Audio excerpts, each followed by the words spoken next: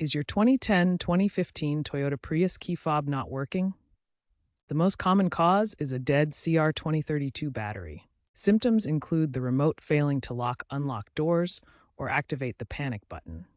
Replacing the battery is a simple DIY fix. First, confirm the issue is battery-related by testing the fob up close to the car. If it still doesn't work, it's time for a battery replacement. First, gather your materials. You'll need a new CR2032 battery and a plastic pry tool.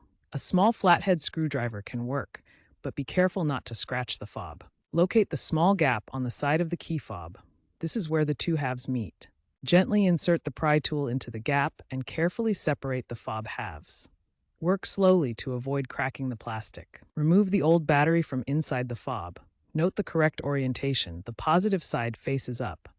Insert the new CR2032 battery into the holder, ensuring it's properly seated with the positive side up.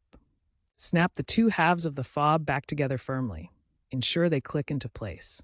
Test the buttons on the fob to confirm it works. Press the lock, unlock, and panic buttons. If the fob still doesn't work after replacement, you may need to reprogram it at a dealer.